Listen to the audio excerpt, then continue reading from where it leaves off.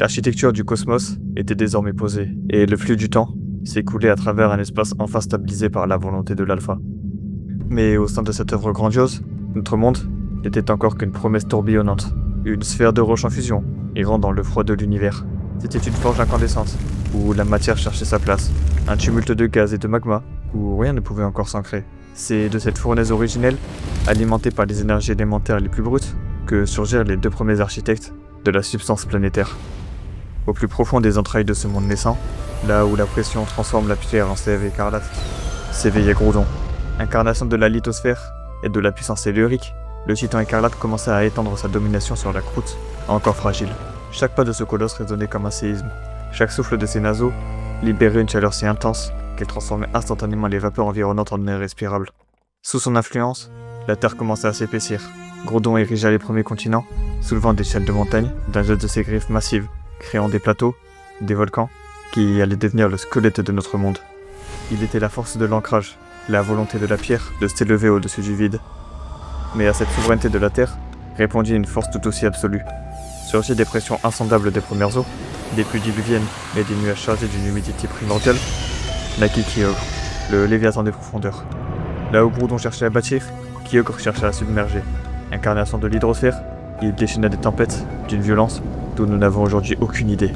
Ses nageoires puissantes brassaient les océans naissants, creusant des fosses abyssales et noyant les côtes à peine formées sous des vagues hautes comme des citadelles. Kyogre était le maître de l'abysse, le protecteur de l'eau vive, celui qui voulait que la planète soit un miroir azur infini, pur et fluide.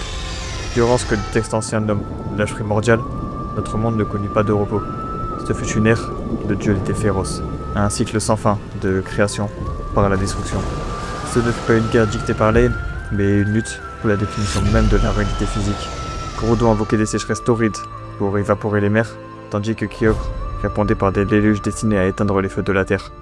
Au point de rencontre de ces deux divinités, le ciel n'était qu'un fracas de foudre et de vapeur, un voile de chaos où le jour et la nuit n'avaient plus de sens. La géographie de notre monde est la cicatrice de ce combat.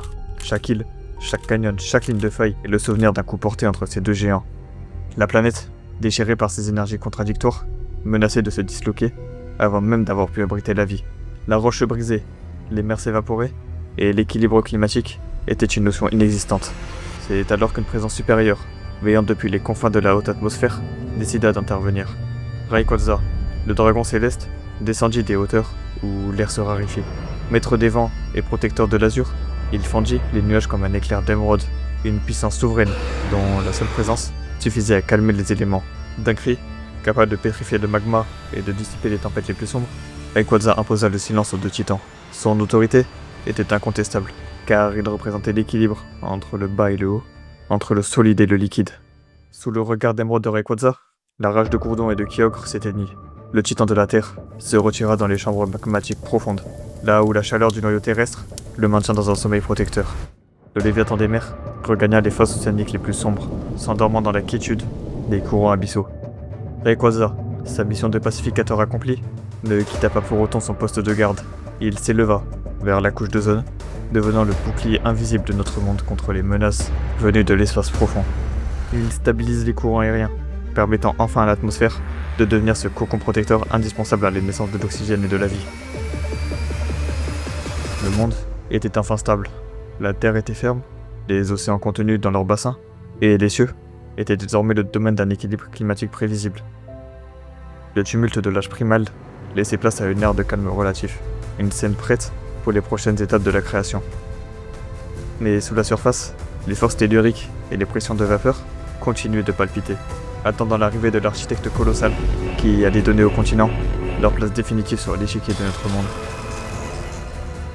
L'ordre physique était établi, mais la grande œuvre d'Arceus ne faisait que commencer.